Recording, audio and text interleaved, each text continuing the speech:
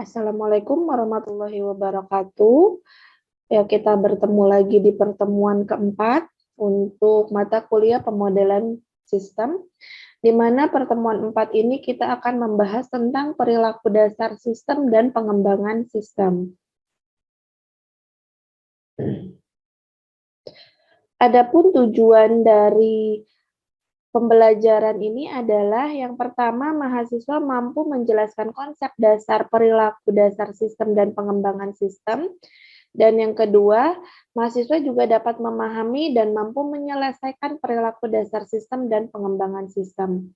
Ini tujuan dari pembelajaran di pertemuan 4 ini ya. Kemudian, topik yang kita akan bahas adalah yang pertama perilaku dasar sistem dan yang kedua adalah pengembangan sistem. Ini referensi untuk pertemuan keempat yaitu dari bukunya Simatupang dengan judul pemodelan sistem. Itu kita ambil referensi dari halaman 67 sampai 86. Kemudian ada bukunya Garspers dengan judul analisis sistem terapan di halaman 23, ada bukunya MacLeod itu dengan judul sistem informasi manajemen halaman 124 sampai 125 dan juga dari Wikipedia. Oke, kita bahas yang pertama yaitu perilaku dasar sistem. Apa saja sih perilaku dasar sistem? Yang pertama adalah konsep dasar sistem. Konsep dasar sistem itu ada 6, yaitu yang pertama ada elemen, di mana elemen adalah bagian dasar sistem yang membentuk sistem tersebut. Jadi elemen adalah bagian dasar yang dapat membentuk sistem itu sendiri. Kemudian ada atribut, yaitu sifat atau perwujudan yang dapat dilihat dari elemen. Atribut membentuk ciri suatu sistem. Jadi kalau atribut ini dia dapat membentuk suatu ciri sistem. Kemudian ada relasi, yaitu keterkaitan antar elemen dan atribut. Jadi keterkaitannya ya. Kemudian yang keempat, yaitu aktivitas, di mana aktivitas itu adalah tugas yang dilakukan dalam sistem yang bersangkutan dengan pemrosesan entitas secara langsung maupun tidak langsung. Kemudian yang kelima ada status, di mana keadaan entitas dan aktivitas pada saat tertentu, atau kumpulan variabel penting yang menggambarkan sistem pada sembarang waktu. Dan yang terakhir adalah kejadian, yaitu peristiwa sesaat yang dapat mengubah variabel pada sistem. Nah, ini adalah contoh konsep dasar sistem ya, ada drive-thru. Jadi, ini ada tulisannya drive-thru, tanda panah, terus ini adalah mobil-mobil yang antri, ini adalah si kasirnya atau pelayannya. Nah, selain itu juga ada contoh seperti ini. Ini adalah orang antri di ATM. Ini contoh dari konsep dasar sebuah sistem ya. Sumbernya dari clicker.com. Ini sumber gambarnya. Kemudian ini adalah elemen sistem yang sudah kita bahas dari beberapa pertemuan yang lalu, yaitu ada entitas yang masuk atau memasukkan suatu entitas, lalu kita proses, di mana proses ini ada aktivitas, ada sumbernya, dan ada kontrol dari sebuah prosesnya. Kemudian hasil dari sebuah proses, maka ada keluaran atau entitas yang keluar. Nah, selanjutnya ada sinergi. Apa itu sinergi? Yaitu yang pertama, sistem tidak hanya sekedar penjumlahan dari elemennya, tetapi harus dipandang secara keseluruhan. Jadi, untuk sebuah sistem tidak hanya sekedar penjumlahan. Misalnya elemennya ada 1, 2, 3, 4, tidak hanya dijumlahkan, tapi kita harus memandang secara keseluruhan. Kemudian efek kombinasi sinergi antar elemen lebih besar dari efek gabungannya. Lalu sinergi adalah perwujudan unsur-unsur yang dipadukan dan menghasilkan hasil yang lebih besar daripada jumlah hasil masing-masing unsur yang terlibat. Ini pengertian atau poin-poin untuk sinergi. Kemudian ada homeostatis dinamis. Yaitu yang pertama sistem terbuka melakukan pertukaran informasi energi dan bahan dengan lingkungan. Jadi pertukaran informasi energi dan bahan dengan lingkungan. Yang kedua, agar tetap hidup, sistem terbuka harus menerima lebih banyak input dari lingkungannya untuk mengimbangi outputnya, ditambah dengan energi dan bahan yang dipakai selama aktivitas. Jadi kalau si homeostatis ini dia harus atau dalam sistem terbuka itu harus banyak inputan dari lingkungannya. Ya, jadi inputannya itu bisa berupa informasi tadi, energi, terus bahannya yang dari lingkungan, agar nanti outputnya ini antara si energi dan bahan itu bisa digunakan selama aktivitas sistem terbuka tersebut. Kemudian kondisi stabil atau mantap atau seimbang ini disebut homeostatis dinamis. Homeostatis dinamis berarti adalah kondisi stabil dari sebuah sistem yang terbuka. Kemudian ada entropi negatif. Nah, di sini ada yang pertama negentropi negatif, entropi atau sintropi atau ekstaksi. Ekstaksi ini adalah penyebutannya saja ya dari entropi negatif ini. Kemudian yang dimaksudnya juga adalah sistem dipengaruhi oleh kekuatan entropi yang bertambah terus sampai seluruh sistem tidak berfungsi lagi. Jadi sistem yang dipengaruhi oleh suatu entropi yang negatif itu akan terus bertambah, tapi sistemnya tidak berfungsi lagi keseluruhannya. Jadi hayu ditambah terus entropinya sampai si sistemnya itu tidak dapat berfungsi kembali ya. Nah, sistem tertutup. Kecenderungan pada maksimum entropi adalah kekacauan, kekurangan sumber transformasi, dan kemudian mati. Ini adalah sistem pengaruh dari si entropi ini bisa jadi sebuah kekacauan, kekurangan sumber transportasi, kemudian sistemnya bisa mati. Selain tadi sistemnya tidak berfungsi lagi, dia juga bisa sampai mati, benar-benar tidak dapat digunakan. Kemudian kalau dia di sistem terbuka, pengaruhnya adalah keseimbangan dinamis dicapai melalui aliran masuk material, energi, dan informasi terus-menerus. Ini kalau untuk yang sistem terbuka. Kemudian feedback atau umpan baliknya dari suatu sistem, yaitu informasi tentang output merupakan feedback bagi input. Apakah sistem telah mencapai keadaan stabil atau diambang kehancuran. Jadi ini adalah informasi dari si sistemnya tadi. Kalau misalnya seperti tadi yang kita dipengaruhi oleh entropi, itu kan sistemnya bisa tidak berfungsi lagi. Nah, apakah dengan adanya tadi yang kekurangan itu, si sistemnya ini keadaannya seperti apa? Apakah masih stabil atau diambang kehancuran? Tergantung dari input atau tergantung dari masukan yang mempengaruhi sebuah proses atau sebuah sistem tersebut.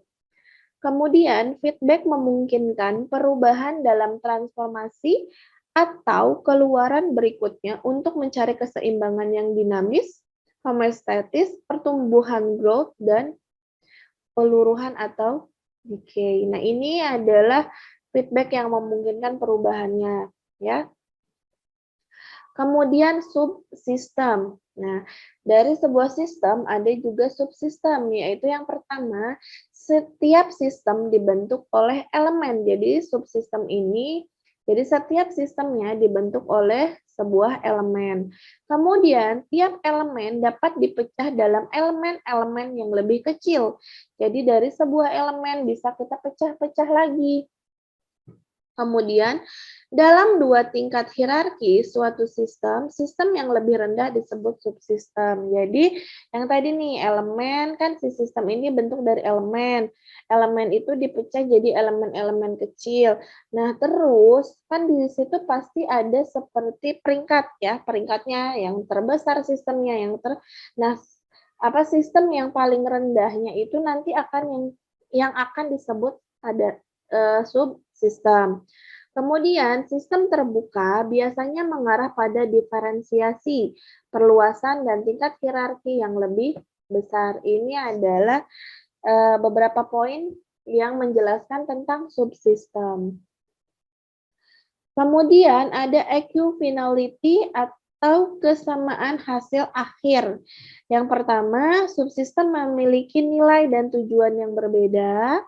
Yang kedua, perbedaan ini menyebabkan perbedaan perilaku sistem dalam mencapai tujuannya. Dan yang terakhir, equifinality adalah suatu sistem terbuka yang dapat mencapai hasil atau sasaran tertentu melalui keadaan awal dan cara yang berbeda. Ini adalah equifinality-nya atau hasil akhirnya dari sebuah sistem. Nah, ini contohnya. Jadi dari 22 misalnya yang ini apa sih namanya? Ada pot pada saat kita tanam misalnya masih biji, terus pada saat nanti hari ke-22 dia sudah menjadi tunas seperti ini. Ini juga nih misalnya adalah untuk instalasi rumah ya, ini sepertinya instalasi kabel seperti itu. Makin lama kan dia nih akan semakin hasil akhirnya akan baik atau buruk itu tergantung dari inputnya. Kemudian yang selanjutnya kita bahas adalah perilaku sistem, yaitu ada sistem behavior atau dinamik, ada kondisi lingkungan, dan ada kondisi internal. Kita bahas yang pertama untuk sistem behavior atau dinamik, yaitu kumpulan tindakan atau aktivitas sistem menghadapi rangsangan atau stimuli dari lingkungan dalam bentuk respon. Jadi kalau sistem yang dinamik ini, dia adalah aktivitas sebuah sistem dari rangsangan lingkungannya, bentuknya adalah sebuah respon. Kemudian kondisi lingkungan, yaitu kumpulan elemen yang relevan dan berarti terhadap perilaku sistem. Ini kondisi lingkungannya. Kemudian ada kondisi internal, yaitu kondisi dari sistem itu sendiri, yaitu status sistem yang signifikan terhadap perilaku dari sistemnya tersebut. Oke, kemudian ini ada contoh gambar tentang perilaku sistem, yaitu di sini ada masukannya itu kan dari pengalaman masa lalu, dari lingkungan luar saat ini, sama ekspektasi masa depan. Ini adalah inputannya. Lalu ini adalah sistem saat ini yang dipengaruhi oleh lingkungan-lingkungan. Nah, terbentuklah dari struktur internal di sini. Ini adalah prosesnya. Nah, kalau kita lihat di sini, perilaku adalah teramati dan tidak teramati. Jadi dari perilaku sebuah sistem ini bisa diamati, ada yang bisa diamati dan ada yang tidak teramati, ya. Kemudian learning system, yaitu sistem yang sanggup menyimpan informasi dan mengembangkannya untuk merespons stimulus tertentu pada saat mendatang tepat sesuai ingatannya. Jadi, dia seperti menyimpan informasi dan mengembangkannya untuk merespon dari si masukan-masukannya ini nih, dari masukan-masukannya ini. Apakah dia nantinya sesuai, contoh pengalaman masa lalu. Nah, ini kan dia belajar nih dari sistem masa lalu masukannya. Apakah nanti ke depannya dia itu sesuai dengan sesuai dengan pengalaman masa lalunya, ya kan? Maksudnya sistem ini memperbaiki dari pengalaman masa lalu atau tidak, gitu kan? Misal nih pengalaman masa lalunya ternyata tidak baik, kita buat sistem yang saat ini menjadi lebih baik, contohnya seperti itu. Tapi kalau misalnya dia tidak ingat dari pengalaman masa lalunya, maka tidak akan terjadi learning system atau pembelajaran dari sebuah sistem yang akan datang atau yang saat ini, seperti itu ya. Oke, kemudian ini juga ada perilaku sistem. Nah, salah satu perilaku sistem juga ada black box. Nah, di mana black box ini adalah proses internal sistem tidak bisa diamati secara langsung. Nah, ini yang sistem tidak dapat diamati secara langsung karena untuk black box ini kita harus ada ujinya. Nah, misalnya ini, seperti ini. Jadi kan input yang teramati, contoh input teramatinya yaitu yang tadi, pengalaman masa lalu misalnya, atau ekspektasi kita masa depan. Lalu kita uji di sebuah sistem dengan menggunakan black box. Nanti outputnya juga, oh outputnya bisa nih teramati ternyata hasilnya A, B, C, D. Terus dari output yang dihasilkan, maka kita buat penggolongannya. Setelah dibuat penggolongan, misalnya produksi A digolongkan kan kategori baik, yang B kategori tidak baik, C kategori cukup baik, misalnya seperti itu ya. Lalu hubungan teramati antara input dan output. Nah, ini tadi, jika sistemnya inputnya adalah lingkungan luarnya yang baik, apakah outputnya juga baik? Gitu. Nah, ini kita amati juga nih hubungan dari inputan sebuah proses ke outputnya saling berhubungan tidak. Ya kan? Kemudian hasil dari hubungan ini bisa kita manipulasi lagi kalau misalnya tidak sesuai, bisa kita manipulasi lagi inputannya. Nih, kita manipulasi inputannya sampai menghasilkan hasil inferensinya atau hasil yang sesuai kita inginkan seperti apa. Itu untuk yang perilaku sistem. Nah, kemudian ada juga perilaku sistem asumsi. Di sini yaitu sistem asumsi itu secara sistematis atau tidak terjadi kebetulan, sudah tersistematis ya asumsinya. Terus hubungan stimulus dan respon dapat digeneralisasikan. Yang ketiga adalah perilaku sistem dapat dilihat juga melalui respon dan konsekuensi respon tersebut. Jadi dari si perilaku sistem ini kalau kita sudah diamati, terus kita sudah mempunyai asumsi yang secara sistematis sudah kita kemukakan, hubungan sama si responnya itu sudah digeneralisasikan, maka kita lihat respon dari sistemnya ini seperti apa. Kalau responnya ternyata tidak baik, kita juga harus tahu konsekuensinya dari respon itu apa. Kalau misalnya dia baik, berarti kan sudah sesuai dengan kebutuhan sistemnya. Nah, kemudian ini adalah cara menggambarkannya ya, menggambarkan tadi yang hubungannya. Nah, ini adalah hubungan stimulus ke respon. Yang kedua adalah konsep keadaan atau status sistem. Yang ketiga hubungan stimulus, keadaan dan respon. Yang keempat hubungan respon dan konsekuensi. Yang kelima hubungan stimulus, feedback dan respon. Jadi kita lihat yang pertama adalah hubungan stimulus dan respon. Nih. Jadi dari respon terus dihubungkan dengan stimulus ini, nah keadaannya yang terjadi seperti apa, terus konsep keadaan atau status sistem, nih status sistemnya atau keadaannya. Jadi dari hubungan antara si respon dan stimulus yang mempengaruhi suatu proses ini, maka menghasilkan keadaan yang seperti apa. Kemudian yang ketiga adalah hubungan stimulus, keadaan, dan respon. Nah, ini hubungannya nih, stimulus, keadaan, dan respon.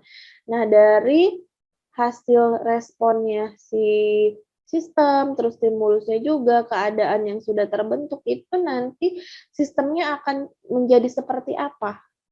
Kemudian juga ada hubungan respon dan konsekuensi, konsekuensi dan respon yang ini ya. Kemudian ada stimulus, feedback, dan respon. Jadi, dari gambaran ini tuh bisa kita simpulkan, setiap pengaruh atau setiap hubungan itu dapat menghasilkan sistem yang baik atau tidak baik, kesimpulannya ya. Kemudian ada perilaku sistem yang selanjutnya adalah dinamis dan statis. Yang pertama kita bahas dulu yang statis, yaitu hanya memiliki struktur tanpa aktivitas.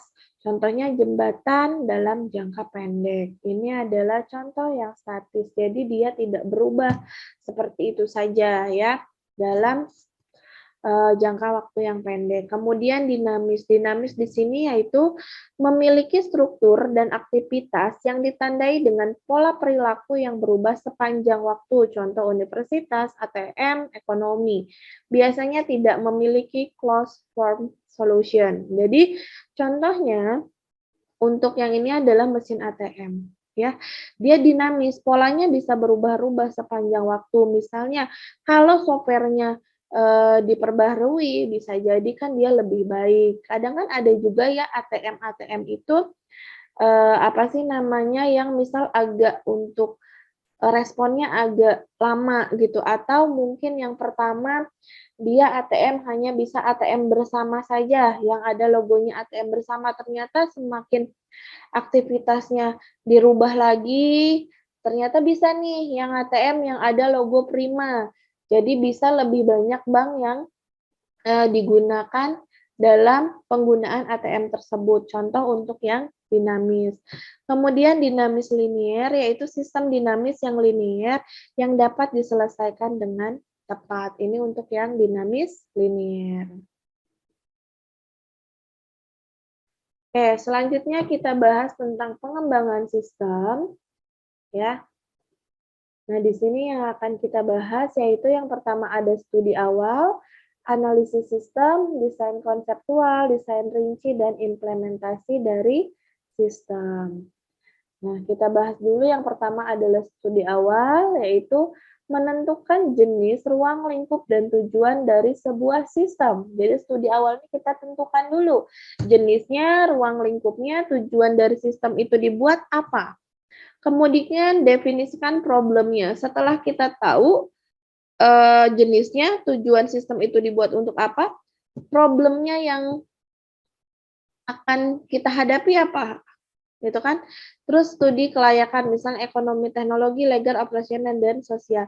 Setelah sistemnya terjadi, lalu kelayakannya, kita uji dulu kelayakannya. Sudah sesuai atau belum dengan tadi tujuan si sistem ini. Sudah layak belum digunakan sistemnya. Kemudian ada propose solution, yaitu kayak seperti kalau misalnya ada masalah, solusinya apa? Ya kan? Leave it as it, improve, develop a new system. Apakah tinggalkan, apa misal mau dikembangkan, atau ya udah bikin sistem yang baru gitu. Solusinya dari kalau misalnya nih yang ketiga tidak layak. Nah, solusinya apa? Kita ajukan solusinya. Apa sih solusinya? Apakah tinggalkan sistem itu atau sistem yang sudah ada kita kembangkan lagi sampai layak yang atau bikin baru sistemnya sesuai dengan tujuan si sistem yang ada di pikiran kita gitu. Terus estimasi research-nya, estimasinya kira-kira berapa lama? Kalau sudah selesai, sudah layak, gitu kan solusinya sudah ada juga. Lalu estimasinya, ya estimasinya berapa lama, go atau no decision. Terus kalau sudah mau digunakan atau tidak keputusannya. Seperti itu ya. Ini untuk studi awalnya atau tahap awalnya. Kemudian setelah kita tentukan tadi studi awal, maka kita analisis sistemnya. Ya, yang pertama membuat kerangka logis dari sistem saat ini, yaitu mempelajari tiap tingkatan sistem dan elemennya. Jadi kamu harus pelajari dulu nih tingkatan dari sistem ini sama elemen-elemennya itu apa saja. Ya, biasanya kerangka logis ini kalau misalnya kita program ya, kalau misalnya kita membuat program itu biasanya seperti flowchart-nya atau kerangka pikirannya seperti apa. Kemudian mempelajari problem, mengevaluasi standar yang ada, membandingkan output dengan standar, mengevaluasi input dan output, serta mengevaluasi prosesnya. Setelah kamu buat kerangka logis dari sistem itu, kamu pelajari dulu, kira-kira kalau sistem ini jadi, apa sih masalah yang akan timbul? Kamu evaluasi dulu nih standar si sistemnya, sesuai dengan yang sudah ada. Terus kamu bandingkan, kalau sistem ini sudah dijalankan, output-nya seperti apa? Apakah sudah sesuai dengan output yang sudah kamu standarkan, bisa lebih atau kurang. Terus kalau sudah, kamu evaluasi dari inputan sama output-nya. Dievaluasi lagi, input sama si output-nya. Terus kalau sudah kamu evaluasi, oh ternyata tidak ada masalah antara input dan output, kamu evaluasi prosesnya. Apakah prosesnya berjalan dengan lancar atau tidak. Kemudian yang ketiga adalah menentukan kebutuhan dari sistem baru atau perbaikan sistem. Jadi, kalau sudah dibuat kerangka logis, kamu sudah tahu juga problemnya yang kira-kira terjadi itu apa, terus kamu sekarang bikin atau kalian bikin lagi, tentukan kebutuhan sistemnya itu apa saja, yang dibutuhkan dalam suatu sistem itu apa, ya. Kalau misalnya kita buat sistem baru, berarti kan kebutuhan untuk sistem baru itu apa? Kalau misalnya kita perbaiki, apa yang ditambahkan atau apa yang kalian kurangi dari sebuah sistem itu agar sebuah sistem itu berjalan dengan baik. Nah, ini adalah desain konseptual dan desain rincinya. Kalau ini silakan dilihat di modulnya, ya. Nah, jadi desain konseptualnya seperti ini. Jadi si programmer atau ya orang SDM-nya itu bikin konsepnya nih. Setelah bikin konsep, kalian bikin dulu kerangka berpikirnya atau kerangka logisnya seperti ini. Kalau sudah, sistemnya dijalankan, ya. Kalau sudah dikonsep, prosesnya dikonsep seperti ini, sudah dimasukin ke logisnya, lalu kalian analisis lagi nih si sistemnya. Apakah sudah berhasil atau belum. Oke, kita lanjut. Selanjutnya adalah implementasi sistem. Nah, implementasi sistem ini ada 3 komponen, yaitu menerapkan sistem baru, yaitu sistem yang diperbaiki, jadi boleh sistem baru yang atau sistem yang telah diperbaiki, lalu mengamati output-nya, amati output-nya, kemudian verifikasi sistem barunya. Setelah kalian terapkan, amati output, sudah sesuai atau belum, lalu verifikasi sistemnya. Udah cukup sekian untuk penjelasan dari saya untuk pertemuan 4 ini. Terima kasih. Saya akhiri. Assalamualaikum warahmatullahi wabarakatuh.